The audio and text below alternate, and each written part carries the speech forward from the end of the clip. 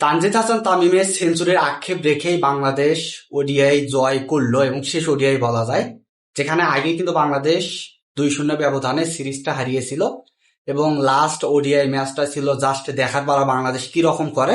তা মোটামুটি এখানে বাংলাদেশ ভালো করেছে, যদিও লাস্ট টাইমে গিয়ে আমরা 2টা উইকেট আরো না হারালেও পারতাম। এখানে মোটামুটি তানজিদ হাসান তামিমের সেঞ্চুরির জন্যই দেখা হচ্ছিল, কিন্তু তিনি দুর্ভাগ্যক্রমে তিনি সেঞ্চুরিটা করতে পারলেন না। 6 রান লাগতো আর মাত্র জেতার জন্য 2-3 রান।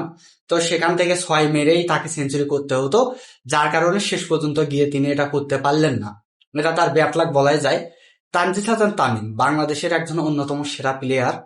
তিনি কিন্তু যেভাবে কনসিস্টেন্সি ভাবে খেলে যাচ্ছেন, তার যে বজায় রাখছেন তার খেলার ধরনটা, সেটা কিন্তু অনেক ভালো। গত ম্যাচে করেছেন 50+ একটা রান, এই ম্যাচে করলেন 94 রান, 6 রানের জন্য সেঞ্চুরি মিস। সব মিলে তানজিদ হাসান তামিম বাংলাদেশের ওপেনিং ব্যাটার বলেন যে কোনো ব্যাটারের ভেতর তিনি কিন্তু একজন বাংলাদেশের অন্যতম সেরা ব্যাটসম্যান, এটা বলাই লাগবে আপনাকে। এবং অন্যদিকে যদি আমরা প্রথম যে আমরা 2টা ওডিআইতে হারলাম, তার যদি মূল কারণটা আপনি দেখেন, ব্যাটিং এ কিন্তু ধস বাংলাদেশের। প্রথম প্রথমে আমরা 141 রান চেস করতে পারিনি। এর চেয়ে দুর্ভাগ্য বিষয় আর কি হতে পারে আপনি বলেন। যেখানে আমরা 50 ওভারে 141 রান চেস করতে পারলাম না, সেখানে কিন্তু তানজিদ হাসান তামিম করেছিল কম রান, একেবারে 10 রানও করেনি, এমন একটা অবস্থা।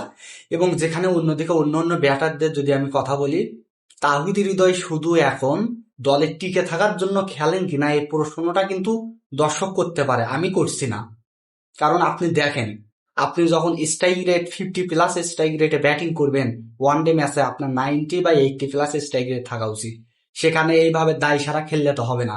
আপনি 60 রান করলেন, করে আউট হয়ে গেলেন, এটা কিরকম একটা অবস্থা। প্রথম ওডিআই এবং দ্বিতীয় ওডিআই বাংলাদেশ দুইটাতে ব্যাটিং এর যাক বলে চরম বিপর্যয়, সেটা দেখা গিয়েছে।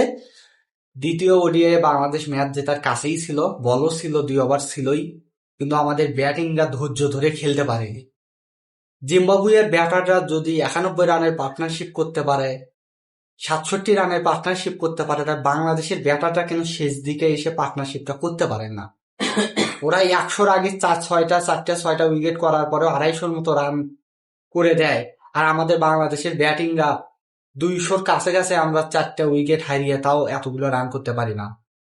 এতটুকু একটু রান, 250 রান করতে পারি না। জানি না এটা আমাদের ব্যাটারদের মানসিকতার প্রবলেম না কোন জায়গাতে সমস্যাটা, সেটা বাংলাদেশের টিম ম্যানেজমেন্ট সিলেক্টররা ভালো করে এটা কিন্তু ধরতে পারবেন।